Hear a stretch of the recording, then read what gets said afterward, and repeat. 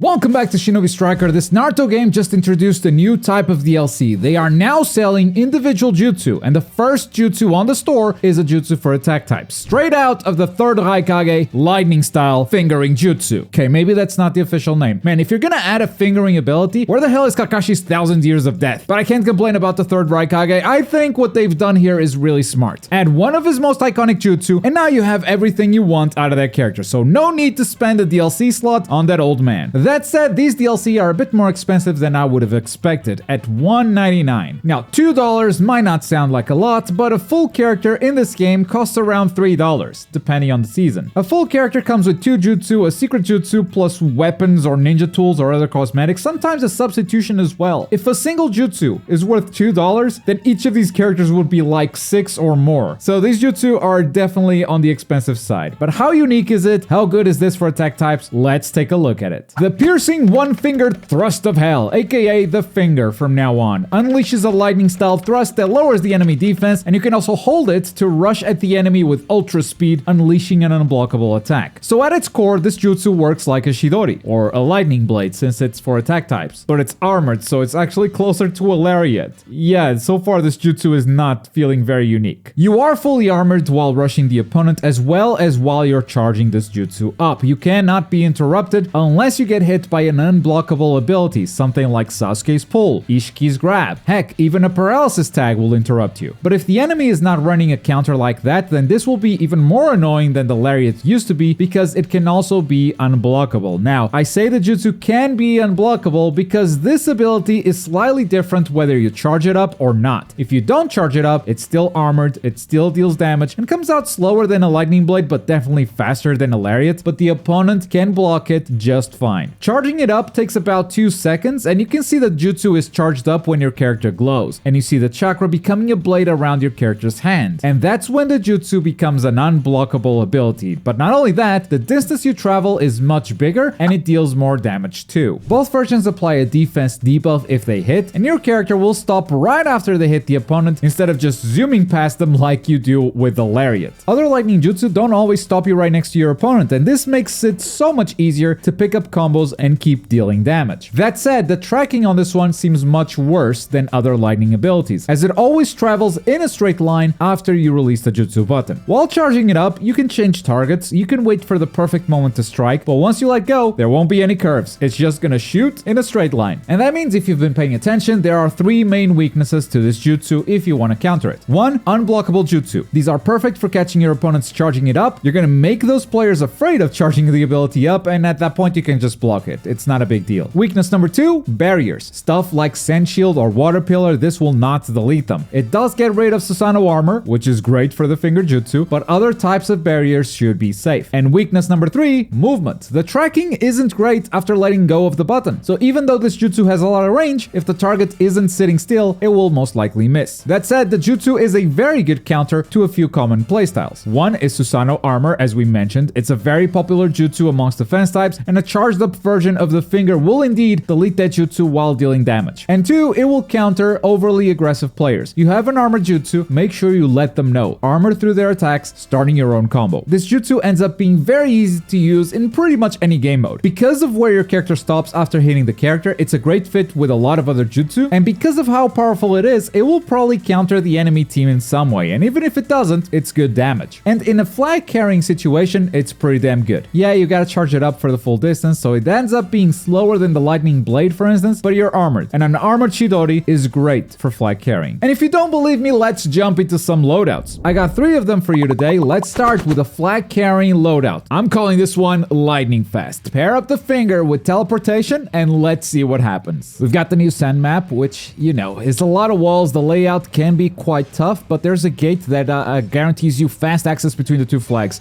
There's only 1 defender, so we're gonna armor through those attacks. Did we hit? Yeah, he subbed out.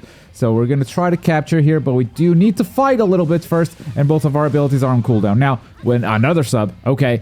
We have a teleportation jutsu, which is not the best for combat. It is awesome to carry the flag, and our heal type is going to protect the flag with a big water pillar, and he's going to start carrying it on his own. Now I'm ready for him to drop it.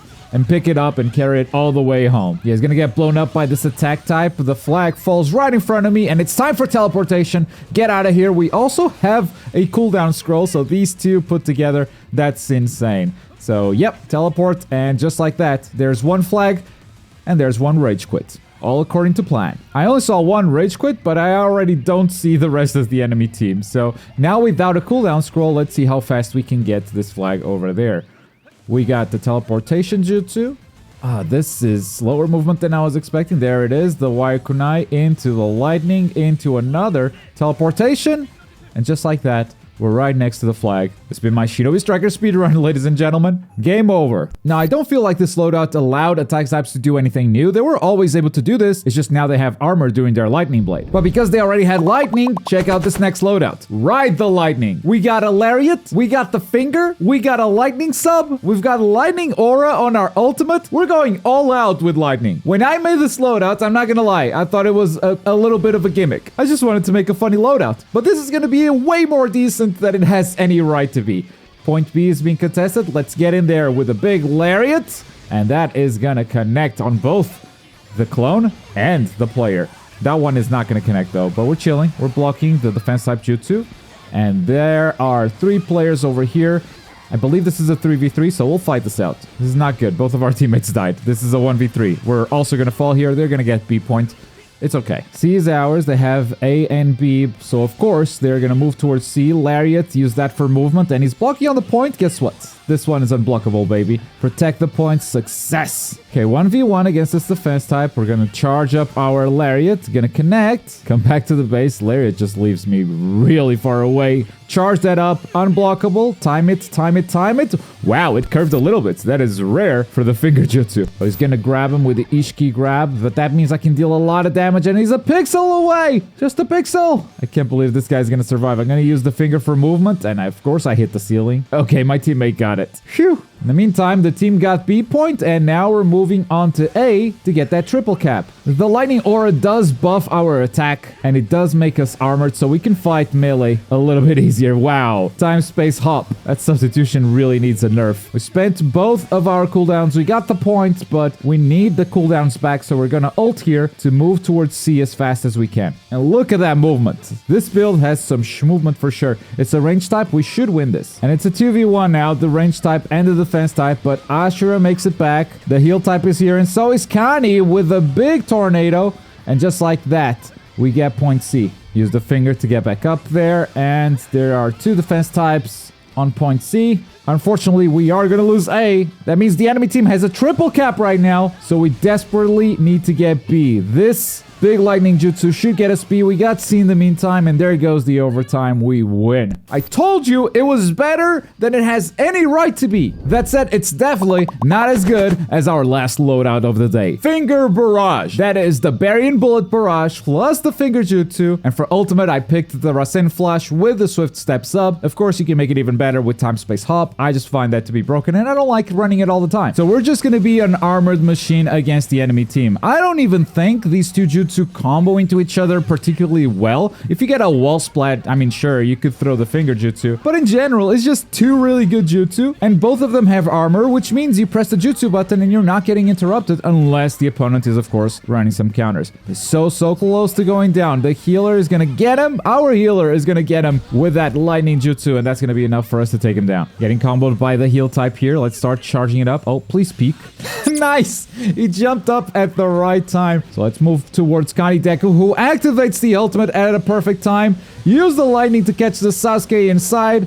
And then the Baryon Bullet Barrage to catch the final attack type. 2 quick kills, but credit goes to Kani Deku. That ultimate was just amazing. Charge it up.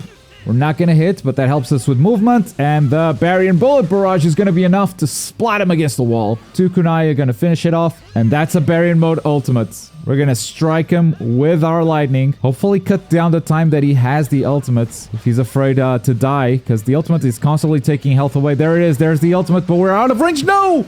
Boruto put me back in it! Boruto with a combo ultimate, putting me back into the Baryon mode ultimate. That's a beautiful combo from the enemy team. Alright, time is about to run out, so all we need to have is 2 bases. We're gonna fight for A point right here, and we're gonna ult this attack type, making sure that we capture A. Our heal type just left the point, but it's fine, because we're here, and we can stand in the point ourselves while the heal type wastes that attack type's time. B is gonna fall, but as we get back the A point, the overtime should be over. There you have it, and they just took C right after the overtime. Damn, that was close. But there you have it. That's a new jutsu in Naruto Shinobi Striker. In my opinion, it's a good jutsu, but not very original. It's another lightning blade. It does have different properties, which means it's not an exact duplicate, but it's not that creative of an ability, to be honest. And a bit on the expensive side if you compare it to other DLC in the game. At this price point, if someone asks me what DLC do I recommend, it's never going to be the jutsu, because buying a character gets you so much more. But that's the new review for the finger jutsu. It's definitely not gonna have as big of an impact as Minato did when he released last month. If you've missed that release, check out this video right here. Thanks for watching.